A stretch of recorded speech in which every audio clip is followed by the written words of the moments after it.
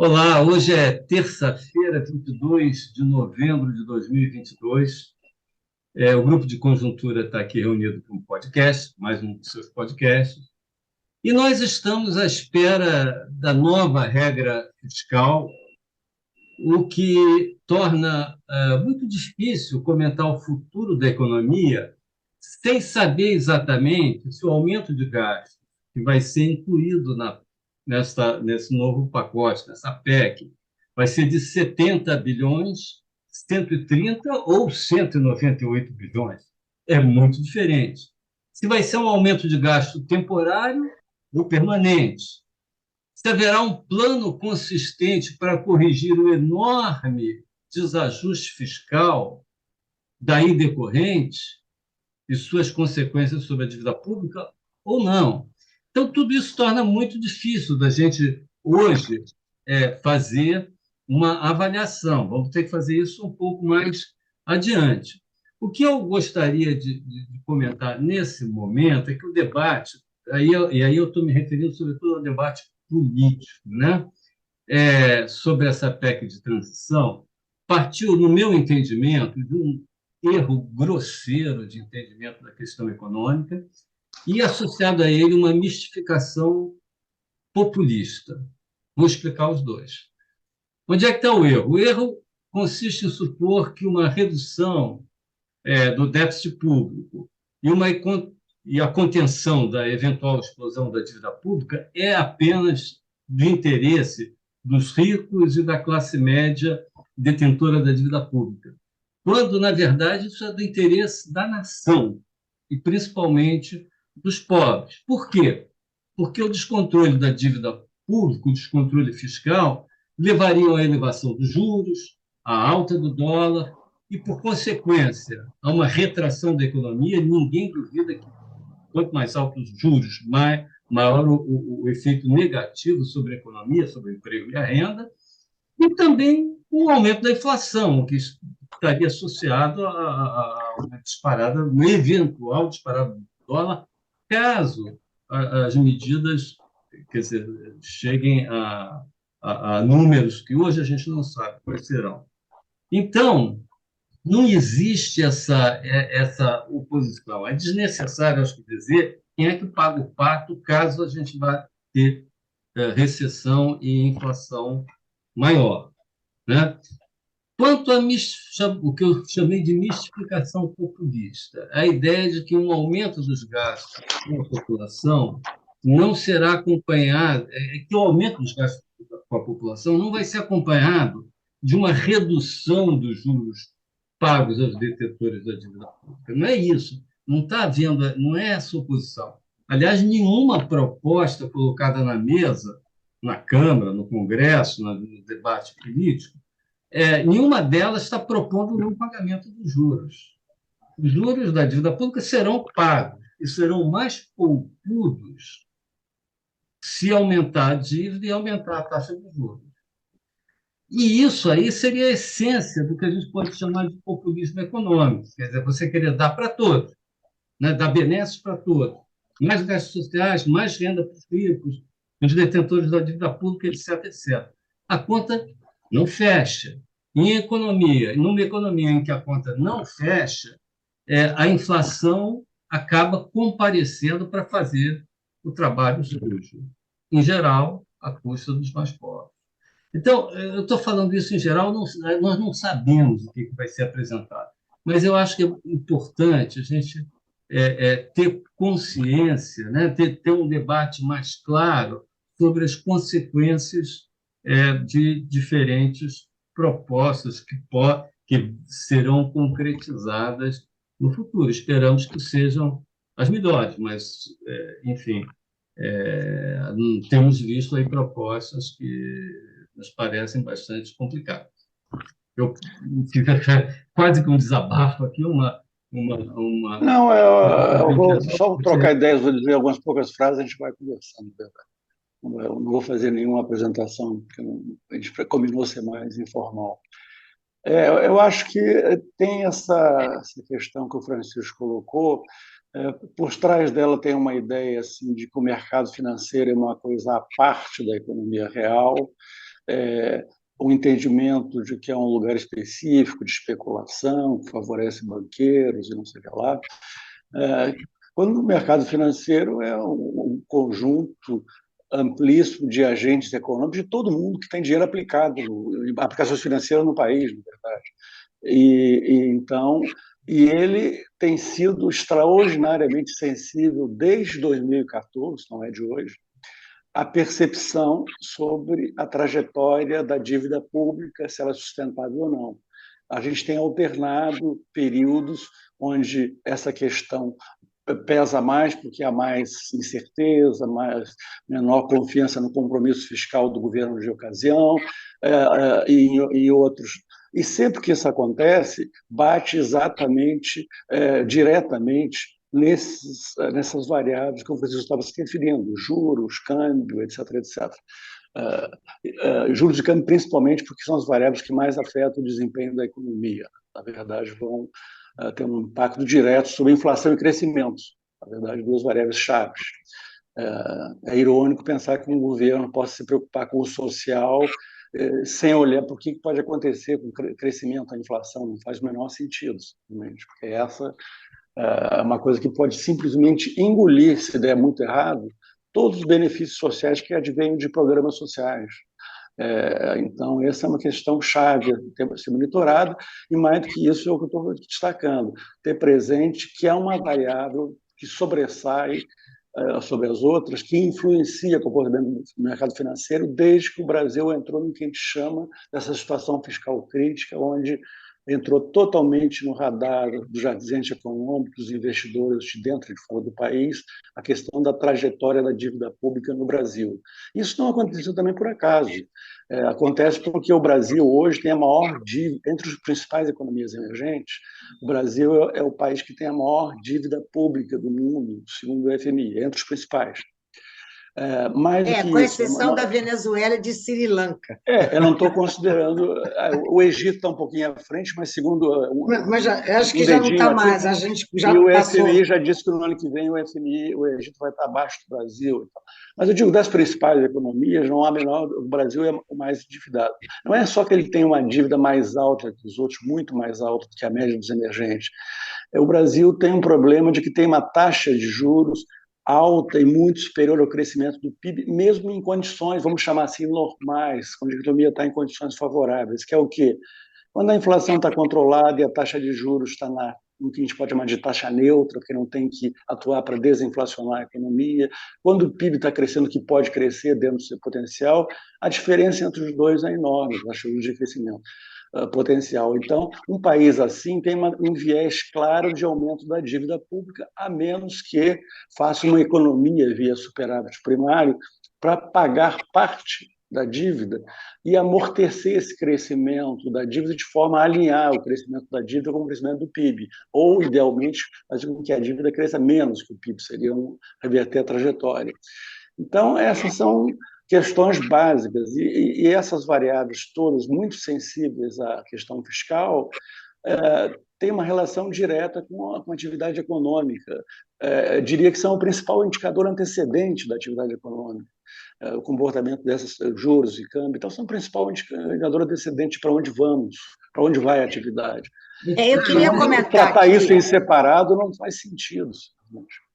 Queria comentar aqui, porque algumas comparações, a meu ver, mal feitas, né, são colocadas no debate.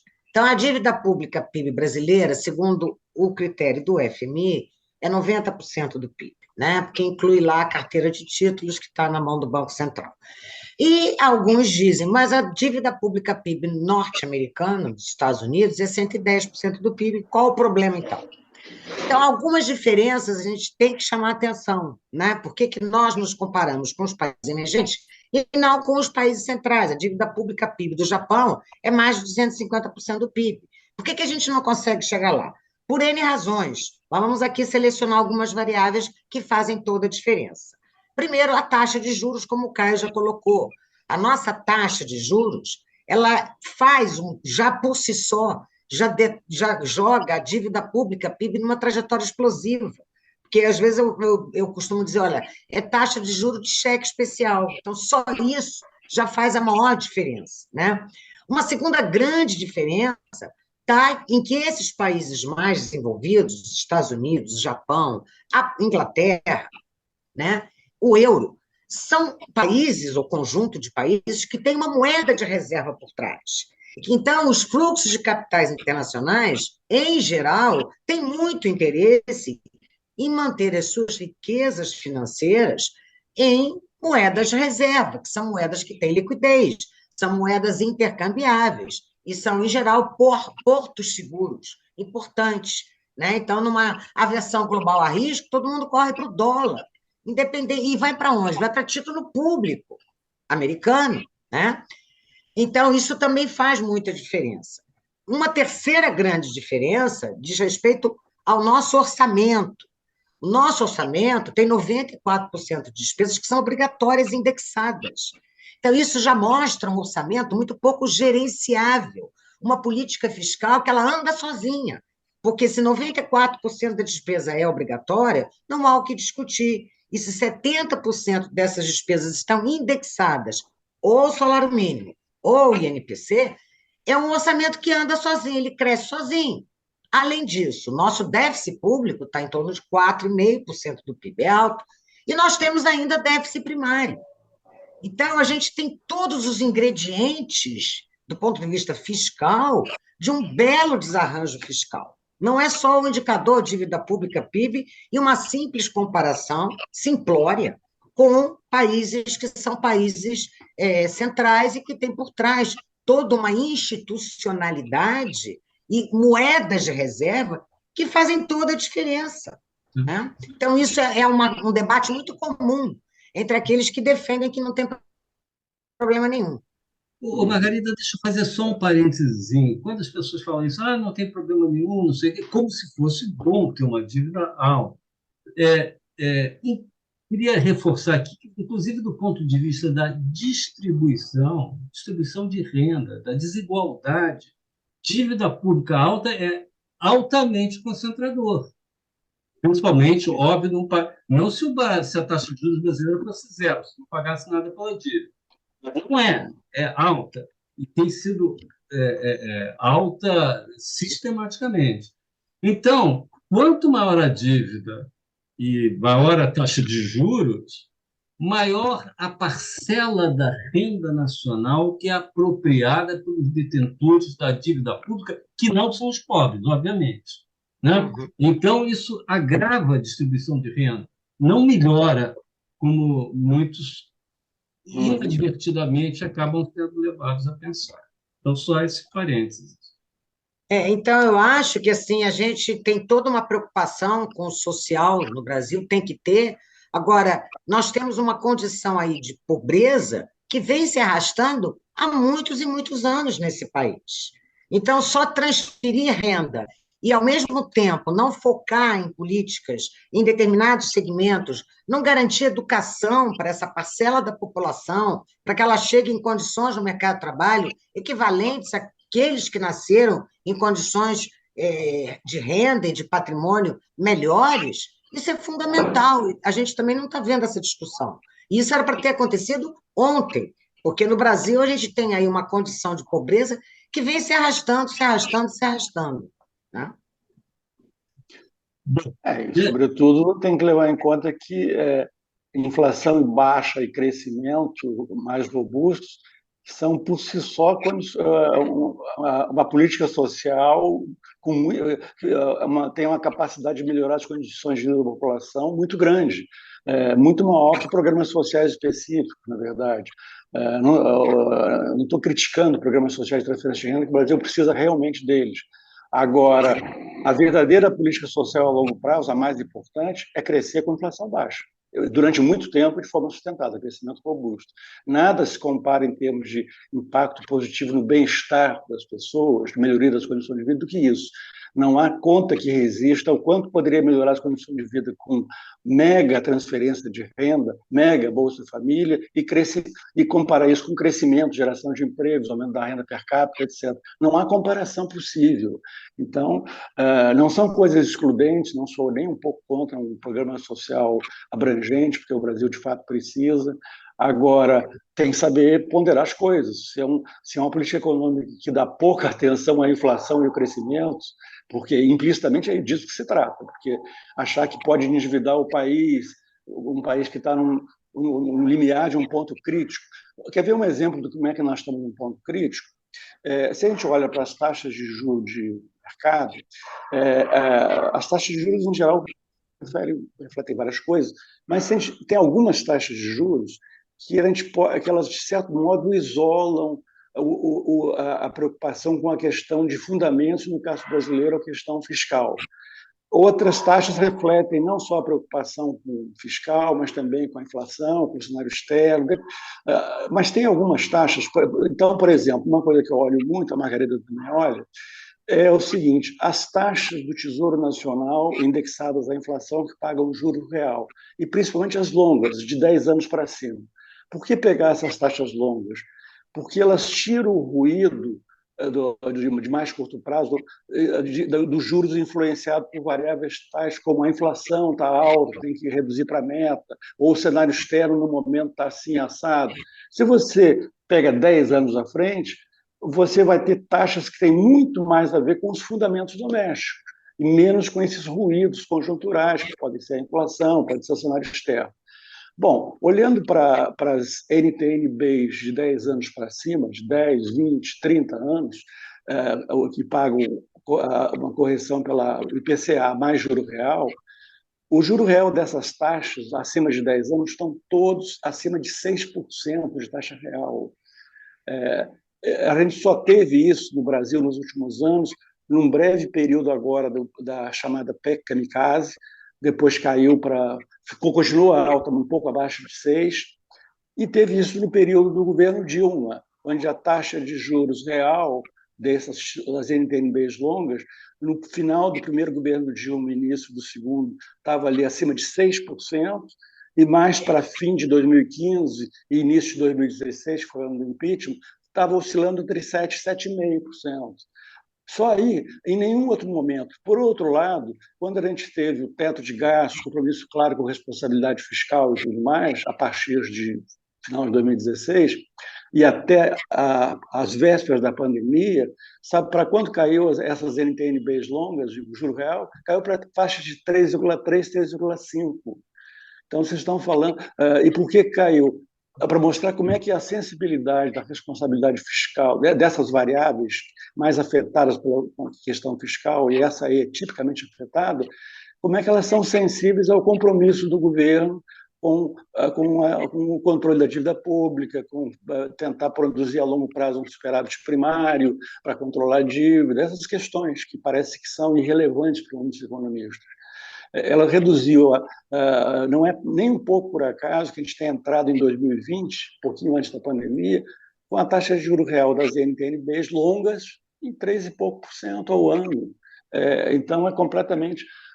isso tem tudo a ver com a questão fiscal, isso que eu estou querendo insistir. Agora, achar que a economia... achar que a economia vai crescer bem, independentemente disso, é ignorar a ciência econômica e ignorar os fatos. E nós não temos precedente no período Eu gostaria de crescimento, nós não temos precedente, a não ser períodos curtos, por razões específicas, de um crescimento sustentado com as condições financeiras e os juros caminhando aprontando para uma direção muito ruim e a economia indo bem. Vocês conhecem algum exemplo que isso tenha acontecido? Eu não conheço nenhum. Nem no Brasil, nem no mundo. A não ser por períodos curtos, falando de crescimento sustentado. A gente tem analisado aqui até o momento os efeitos do aumento do gasto sobre o cenário macroeconômico, mas Francisco Eduardo começou falando que ainda não está claro como vai ser tratado, qual vai ser realmente a proposta final para a PEC da transição. Na quarta-feira passada, dia 16 de novembro, a equipe de transição entregou para os líderes da bancada do Senado uma proposta, mas que ela não foi encaminhada ainda para as comissões e não começou a ser discutida ainda no Senado. A gente está esperando, por enquanto, para começar essa deliberação no Senado, nas distintas comissões, não? Mas, por outro lado, Francisco Eduardo também destacou que já tem outras propostas, não? Uma delas do senador Tasso Gereissati, tem outro senador do PCdoB, tá? E também tem tido na sociedade alguns outros comentários. O que não está claro, e isso cria grande incerteza, é como que isso vai ser discutido dentro, primeiro no Senado, lembremos que essa PEC vai ter que ser discutida, não, nas comissões no Senado, e depois, se aprovado lá, passar para a Câmara de Deputados. E a outra questão é a questão da urgência, não? O Arthur Lira, que é o presidente da Câmara de Deputados, está colocando como uma data limite lá em deputados para aprovar, e é uma PEC que precisa de certos requisitos, um conjunto de reuniões formais para poder ser aprovada, dia 15 de dezembro, tá? Porque está se acabando já o ano. Então, isso está criando muito ruído também, muitas incertezas, não um ponto que o Francisco Eduardo tem colocado, porque não sabemos exatamente qual será o tamanho do aumento do gasto e qual será a temporalidade com que eles vão permanecer, se vão ser só por um ano, se serão por 4 anos, se serão permanentes. Eu não sei como que vocês avaliam esse ponto que foi colocado por Francisco Eduardo. Tá? Ulisses, eu acho que a gente vai ter que avaliar isso no próximo podcast, que provavelmente já na semana que vem a gente terá essas informações. Eu acho que tudo que a gente pode fazer nesse momento, acho que é manifestar assim, as nossas preocupações. Né? De um lado, a gente tem um governo novo que entra com capital político, então isso aí é importante, né, para esse momento inicial, né?